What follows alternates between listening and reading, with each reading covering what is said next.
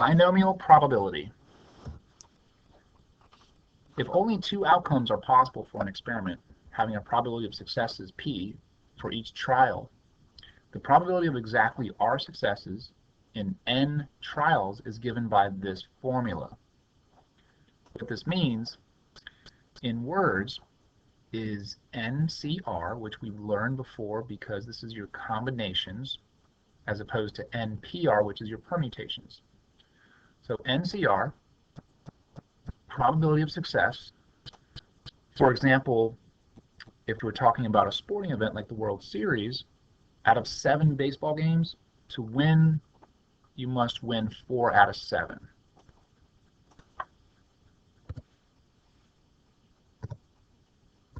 Four out of 7 games. The probability of failure, if you win 4 out of 7, that means you lose 3 out of 7. And over here, like I said, it's NCR, excuse the handwriting. And this number up here, the power, has to agree. So here are my parentheses. The R must agree with this R. This is the number of successes. The probability of failure, the power is the number of failures. So if you succeeded R times, and your total number of games played is n, then n minus r is the number of failures. So it's n minus r. Let's jump in and look at our first example. So if the probability that the Islanders will beat the Rangers in a game is 2 out of 5, which expression, let's highlight this as we go along, which expression represents the probability that the Islanders will win exactly 4 out of 7 games in a series against the Rangers? So the probability of success is 2/5. The total number of games played is 7, and the number of successes is r, that's 4. So putting this all together into this formula, we have NCR, so it's 7C4. Next is the probability of success, that's 2/5, to the power of successes, which is 4. And remember, the probability of failure is just 1 minus the probability of success. So remember that these two probabilities, win and loss, has to add up to 1. And finally, 7 minus 4 is 3, so the third power is up here, and the answer is option 4. Sean tells prospective clients that the probability of rain at the dive location is 0.2 each day. Which expression can be used to calculate the probability that it will rain on exactly 5 days of the 7 days at the dive location? Probability is 0.2, and the total number of days is 7, and the number of successes, even though we're calling rain success, is 5. Putting this all together, we have n choose r, which is 7c5. The probability of success is 0.2. Remember, if it's 20% chance, then the probability of failure is 80% chance. Okay? Remember, the power here has to match the number here. And 7 minus 5 is 2. The number of times that you're going to fail is 2. So this is the answer.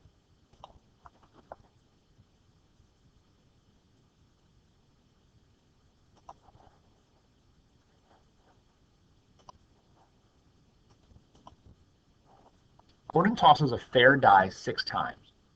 What is the probability that he will toss exactly 2 5s? They don't give us the probability of success, but we know that a die has 6 sides, and the probability of rolling a 5 is 1 out of 6 because there's 6 sides. The number of trials is 6. and we're looking for 2 5s, so 2. Putting it all together, we have n choose r, 6 choose 2. Probability of success is 1/6 to the second power. Probability of failure is 5/6 to the fourth power. So here we have a spinner example, and the spinner is divided into 5 equal sectors labeled 1 through 5. What is the probability of spinning exactly 3 even numbers in 4 spins? So basically your success is determined by if you spin an even number. How many of these are even numbers? There's 2 out of 5 sectors. So the probability of spinning an even or succeeding is 2/5. Total number of spins is 4, and we're looking to get 3 successes. Putting it all together, 4 choose 3. Probability of success is 2/5 to the third power. Probability of failure is 3/5 to the first power. And remember that first power is invisible. Don't really need it. In a game of chance, the probability of winning is 1/4, and the probability of losing is 3/4. We really don't need that because we're smart enough to figure out that 1 minus 1/4 is 3/4. If 4 games are played, the probability of winning exactly 3 games is option 1, 2, 3, or 4. So, probability of success is 1/4. Total games played is 4. And we're looking for 3 successes. The probability of winning exactly 3 games. Putting it all together, here's our expression. All right, 4C3 is 4. 1/4 to the third power is, let's see, 1 cubed is 1, and 4 cubed is 4 times 4 is 16. 4 times 16 is 64. And 3/4 to the first power is just 3/4. So when we multiply straight across, well, first let's cancel, cross cancel. So we end up with 1 times 3 over 64 times 1. Final answer is 3/64. And I'd also like to show you that this is possible to do on the calculator. Up above here, I didn't show you, it's 4 choose 3, which gave me 4. So I just substitute with 4. So 4 times 1/4 cubed times 3/4 to the first power gives me this decimal approximation. And we used the fraction feature to change this decimal approximation to a fraction, which is 3/64.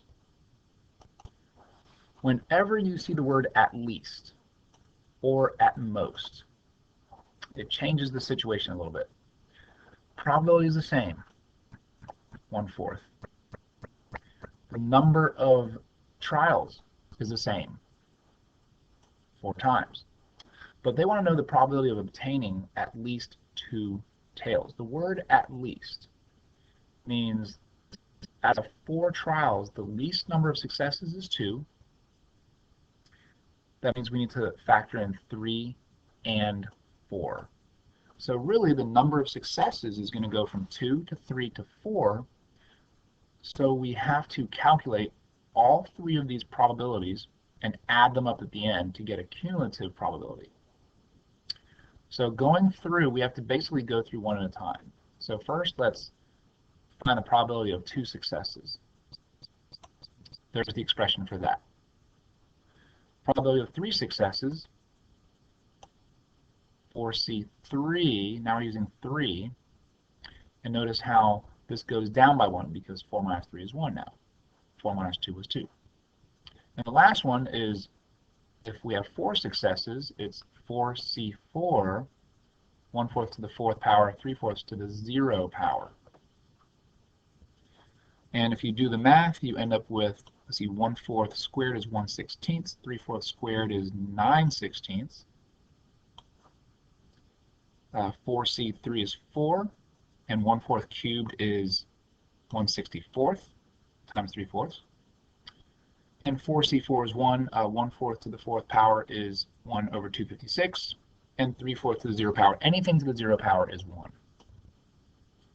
So, as we multiply across, if you do all the math correctly, you end up with common denominators. So we have 6 times 9 is 54. Denominator 16 times 16 is 256. Denominator is 4 times 64 is 256 as well, but the numerator is 4 times 3, which is 12 over 256. And this obviously gives me 1 over 256. So all you have to do is add the numerators. There's your final answer, and that's your probability. At most. Here's a basketball game. Raiders have a probability of winning 2/3 and a probability of losing 1/3. Find the probability of the Raiders winning at most 4 out of 5 games. So P, the probability, is 2/3. N, which is the total number of games, is 5. And because it's at most 4 out of 5 games, we have to say, well, this could include 3 wins, 2 wins, 1 win, and even 0 wins. So yes, we have to add up 5 probabilities. It's not any more difficult, it's just tedious. It takes more time. So the first thing I did was I calculated each of the combinations, and I ended up with these numbers: 5, 10, 10, 5, 1. So here's expression 1. Now when we look at the 3 successes, the power becomes 3, and 5 minus 3 is 2, so this actually goes up 1. And we'll see the pattern is that it goes 4, 3, 2, 1, 0, whereas over here the powers increase: 1, 2, 3, 4, 5. So I calculated all these over here like I showed you. So here they are: 5, 10, 10, 5, 1, 5, 10, 10, 5, 1. And each of these fractions raised to the power give me these results. Finally, like I said before, if the math is good and correct, all the denominators are common. 243 is the denominator, and the numerators you just multiply straight across. The grand total is 211 over 243. There's your binomial distribution. Good luck to you.